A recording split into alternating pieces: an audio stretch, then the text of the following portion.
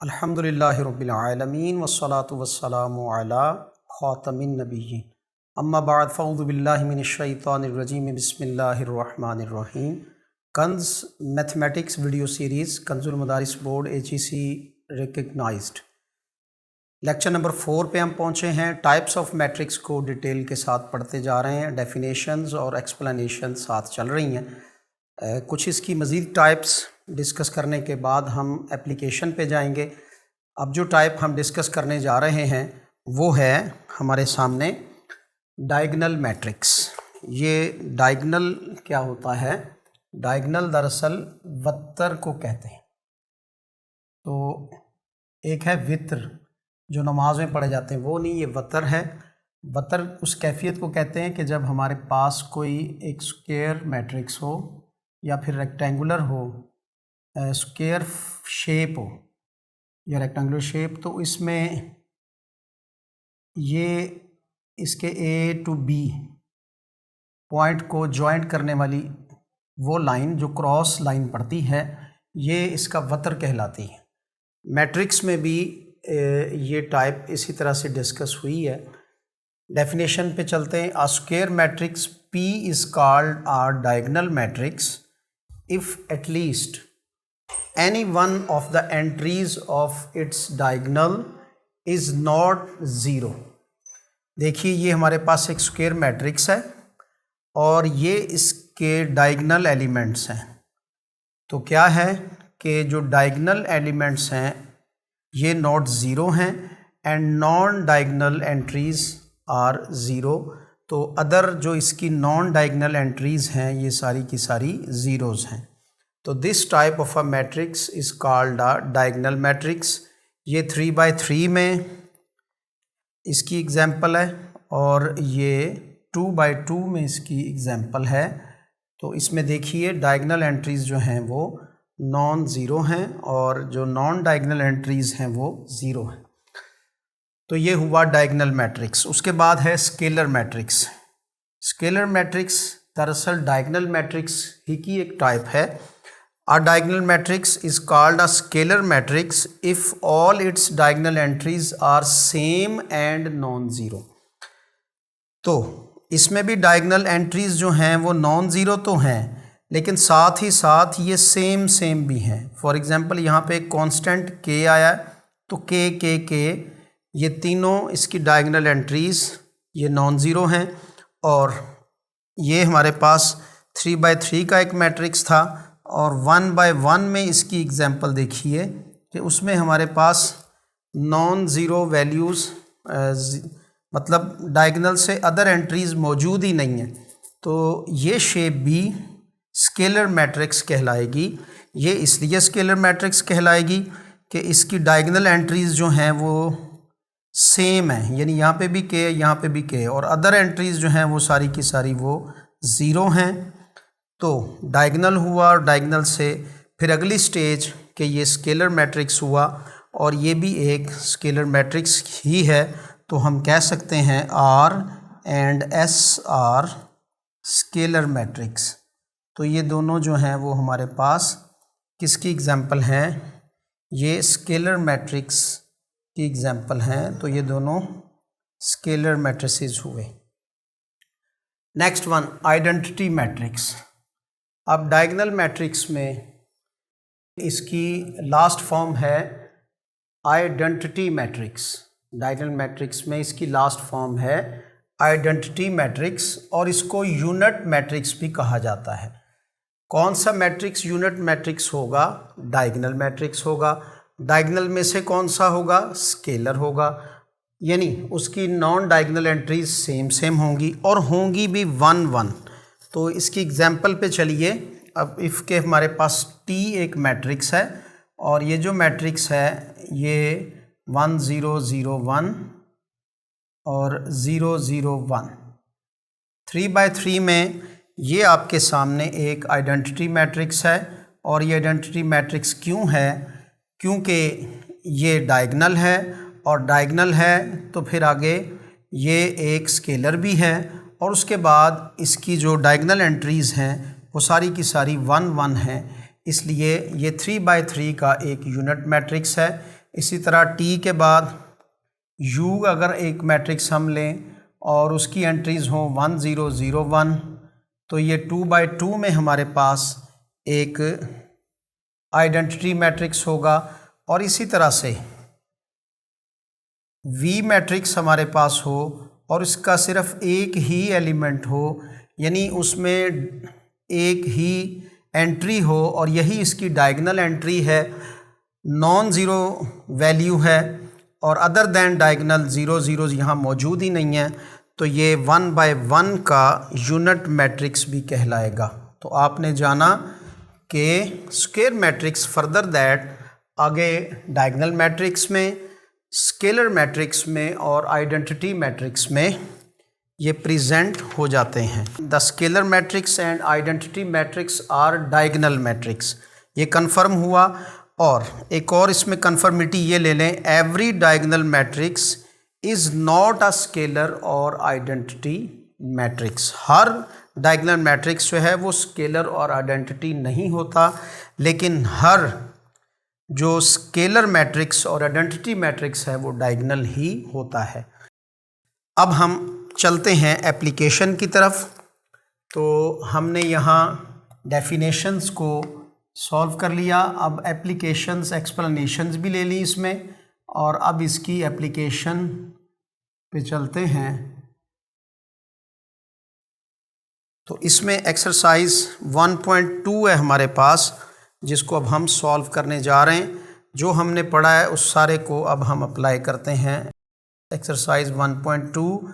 और other than जिन तलबाए किराम के पास ये वाली बुक नहीं है तो उनके लिए यहाँ जो वर्किंग होगी वो काफ़ी है, और फिर आपको होम असाइनमेंट भी दी जाएगी जिससे आप इन सारी टाइप्स को यहाँ अप्लाई कर सकेंगे। For example very first question जो मेरे पास है वो ये है कि इसमें आपने आइडेंटिफाई करना है, आइडेंटिफाई करना है कि इसमें से कौन सा आइडेंटिटी मैट्रिक्स है। आइडेंटिफाई दैट, इसमें से कौन सा मैट्रिक्स, स्टार्टिंग से चलें तो रो मैट्रिक्स है, और कौन सा मैट्रिक्स जो है वो कॉलम मैट्रिक्स है, और कौन सा मैट्रिक्स जो है वो इसमें हमारे पास आइडेंटिटी और नल मैट्रिक्स है।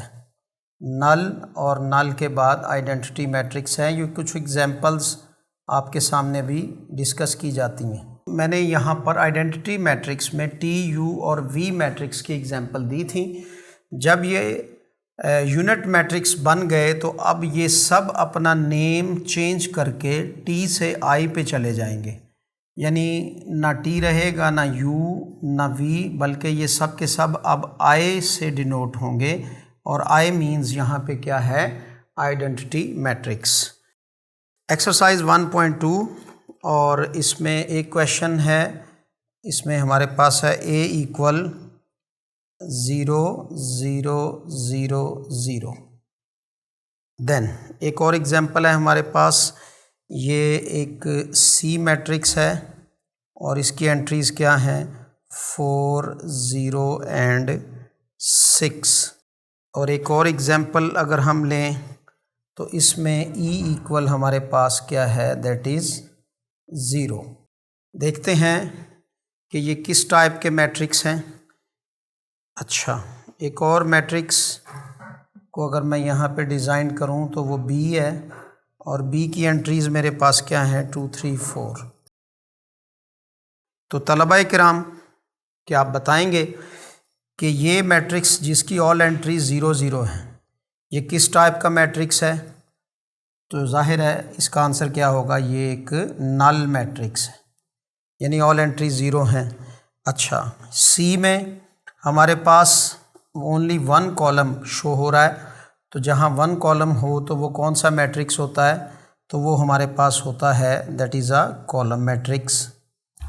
अच्छा, अब ई में अगर एंट्री में ओनली 1 डालूं तो फिर ये कौन सा मैट्रिक्स कहलाएगा, ये हमारे पास एक आइडेंटिटी या फिर यूनिट मैट्रिक्स कहलाएगा। और इसी तरह बी को देखें तो इसमें ओनली 1 रो शो हो रही है, तो इसलिए ये एक जी, तो इसमें हमारे पास जो 4 एग्जाम्पल जो हमारे सामने मौजूद हैं, पहले वाला मैट्रिक्स हमारा वो नल मैट्रिक्स है और सी मैट्रिक्स हमारे पास एक कॉलम मैट्रिक्स है और फिर उसके बाद ई मैट्रिक्स हमारे पास एक यूनिट मैट्रिक्स यानी आइडेंटिटी मैट्रिक्स है और बी मैट्रिक्स की जो एग्जांपल हमने उठाई है वो एक रॉ मैट्रिक्स है। फर्दर मोर अब हम एक्सरसाइज 1.2 में से कुछ और क्वेश्चंस उठाते हैं और टाइप्स ऑफ मैट्रिक्स को इन डिटेल अप्लाई कर लेते हैं। तो ये एप्लीकेशन चल रही है हमारी। एप्लीकेशन में एक और क्वेश्चन मैं उठाने जा रहा हूँ और ये क्वेश्चन है find the negative of the matrix. Find the negative of the matrix means के हमने जो नेगेटिव मैट्रिक्स की डेफिनेशन पढ़ी थी तो उसको अब हम यहाँ अप्लाई करते हैं। आपको पता है कि नेगेटिव मैट्रिक्स क्या होते हैं। तो अगर एक मैट्रिक्स की ऑल एंट्रीज़ के साइन चेंज कर दिए जाएं यानी इसको माइनस से मल्टीप्लाई कर दिया जाए तो वो नेगेटिव ऑफ अ मैट्रिक्स होता है। इसमें एक एग्जांपल हम ये उठाते हैं कि हमारे पास ए एक मैट्रिक्स है और इसकी एंट्रीज़ हैं 1 0 -1, तो इसका माइनस ए क्या होगा। इसी तरह बी एक हमारे पास 2/2 का मैट्रिक्स है और इसका नेगेटिव क्या होगा। और इसी तरह से अब हमारे पास ई एक मैट्रिक्स है और उसकी एंट्रीज़ हमारे पास हैं -1 0 एंड -4। तो फर्स्ट ऑफ ऑल ए का -a ये हमारे पास क्या आएगा, तो इट मीन्स कि हम माइनस के साथ इसकी सारी वैल्यूज़ को मल्टीप्लाई कर देंगे। तो जब हम माइनस के साथ मल्टीप्लाई करेंगे तो अब इसका आंसर हमारे पास -1 -1 -0 0 एंड -1। यहाँ पर मैं लिखने जा रहा हूँ रूल ऑफ साइंस। साइंस का जो रूल है ये क्या यूज़ होता है। ये रूल है हमारे पास, अगर हमारे पास कोई नेगेटिव वैल्यू होगी तो वो नेगेटिव वैल्यू से मल्टीप्लाई होकर ऑलवेज पॉजिटिव बन जाएगी। अगर हमारे पास दो पॉजिटिव वैल्यूज़ एक दूसरे से मल्टीप्लाई हों यानी मुस्बत, तो वो पॉजिटिव ही रहेंगी, आंसर भी पॉजिटिव वैल्यू आएगा। अगर एक पॉजिटिव और एक नेगेटिव हो तो आंसर हमेशा नेगेटिव आएगा। इसी तरह एक नेगेटिव और एक पॉजिटिव वैल्यू आपस में मल्टीप्लाई हो तो उसका आंसर वो माइनस में आता है। यानी दो सेम साइन एक दूसरे से मल्टीप्लाई हों तो वो ऑलवेज प्लस, और दो डिफरेंट साइन एक दूसरे से मल्टीप्लाई हों तो वो ऑलवेज वो माइनस का साइन देते हैं। तो यही हम माइनस यहाँ पर अप्लाई कर रहे हैं। अब यहाँ पे -b लेते हैं तो -b जो है वो किसके इक्वल आ जाएगा, -3 -1 2 1। इसकी सारी वैल्यूज़ के साइन चेंज हो जाएंगे, ये -3 आ जाएगा तो -1 तो +1 आ जाएगा। प्लस ना भी लिखें तो अंडरस्टूड है कि प्लस इसके साथ है और ये -2 और ये हमारे पास -1 आएगा। इसी तरह e को अगर हम नेगेटिव से मल्टीप्लाई करें तो ये हमारे पास -1 0 4 एक रॉ मैट्रिक्स था, तो रॉ मैट्रिक्स जो है वो उसको माइनस से मल्टीप्लाई किया तो आंसर क्या आया, -(-) +1 0 एंड -4। तो ये है हमारे पास नेगेटिव ऑफ द मैट्रिसेस, यानी कोई मैट्रिक्स गिवन हो तो उसका नेगेटिव कैसे लिया जाता है। अब आगे चलिए, ट्रांसपोज ऑफ अ मैट्रिक्स को तो आपने देख ही लिया है। ट्रांसपोज ऑफ अ मैट्रिक्स पे मैं एक वेरिफिकेशन लाने लगा हूँ। उसमें क्वेश्चन है हमारे पास वेरीफाई दैट। वेरीफाई का मतलब ये है कि इसको साबित करें क्या ऐसा ही है। दैट इफ़ के हमारे पास ए एक मैट्रिक्स है और गिवन है कि ए जो है वो आपके पास 1 2 0 1 है, 2/2 का मैट्रिक्स है, सिंपल क्वेश्चन है। ये वेरीफाई करना है कि अगर ए का ट्रांसपोज लें और फिर होल ट्रांसपोज लें तो वो ए ही के इक्वल आ जाएगा। ये हमने इसका वेरीफाई करना है। सॉल्यूशन पिछले क्वेश्चंस में भी आपने देखा और अब यहाँ पे भी देखिए कि इसका सॉल्यूशन कैसे होगा। इसका सॉल्यूशन में लेफ़्ट हैंड साइड ये कह रही है कि पहले आप ए का ट्रांसपोज लें। तो LHS में हमारे पास पहले हमने ए का ट्रांसपोज लिया तो ये वैल्यू हमारे पास जो रो थी वो कॉलम में चेंज हो गई 1 2 0 1। ओके अज़ीज़ तलबा किराम, अब कहा जा रहा है इसका दोबारा से ट्रांसपोज ले लें। अब हमने दोबारा से इसका ट्रांसपोज लिया तो इसकी जो रो थी वो कॉलम में चेंज हुई, सेकंड रो सेकंड कॉलम में चेंज हो गई और रिजल्टेंट जो मैट्रिक्स हमारे पास आया है वो that is equal to A है। तो अब हम क्या कह सकते हैं कि A transpose whole transpose always equal to A transpose और इसको वेरीफाइड। तो ये हमारे पास वेरीफाइड होके ये आंसर आया कि अगर एक मैट्रिक्स का डबल ट्रांसपोज ले लिया जाए तो वो ऑलवेज उसी मैट्रिक्स के इक्वल आ जाता है। अब इसमें से कुछ होमवर्क असाइन करते हैं आपको। कुछ मैट्रिक्स जो हैं उनका ट्रांसपोज लेंगे खुद से। एक मैट्रिक्स आपको मैं गिव करता हूँ, फाइंड द ट्रांसपोज। तो इसका आपने ट्रांसपोज लेना है अपनी नोटबुक पे। तो आपने ट्रांसपोज जो है वो फाइंड आउट करना है। इसमें एक मैट्रिक्स आपके पास ए है और ये मैट्रिक्स है आपके पास 0 1 -2। इसका ट्रांसपोज क्या होगा? A transpose. इसी तरह से आपके पास अगर फॉर एग्ज़ाम्पल बी एक मैट्रिक्स आ जाता है और उसकी एंट्रीज़ हैं 5 1 -6, तो आपने बी ट्रांसपोज फाइंड आउट करना है। और देन एक क्वेश्चन जिसमें वेरिफिकेशन है वो आपने वेरीफाई करना है। उसमें बी की वैल्यू गिवन है आपको, बी की वैल्यू है 1 1 2 0 और इसमें आपने वेरीफाई करना है वेरीफाई दैट। इसमें आपने वेरीफाई क्या करना है कि B transpose whole transpose is equal to B के है। क्या ये इसी तरह आप वेरीफाई कर पाएंगे? तलबा किराम, स्पेशली चूँकि ये लेक्चर्स आप ही की ज़रूरत को मद्देनज़र रखते हुए रिकॉर्ड करवाए जा रहे हैं, तो ग्रेजुअली एंड स्लोली यानी आपने आहिस्ता से और मुसलसल सारी डेफिनेशंस को वॉच करते हुए एक्सप्लेनेशन लेकर एप्लीकेशन में उसके क्वेश्चंस भी देख लिए, उसका सारा स्टाइल जान लिया क्या है, और कुछ आपको होम असाइनमेंट्स हैं। तो मैथ्स में एक लॉ है ऑलवेज के practice makes a man perfect. तो आपको ख़ुद से इन क्वेश्चंस की नोटबुक पे सॉल्यूशंस निकाल लें। अगर आपको कुछ प्रॉब्लम फील होती है तो आप कमेंट बॉक्स में लिख सकते हैं, आपकी प्रॉब्लम्स को ज़रूर सॉल्व किया जाएगा।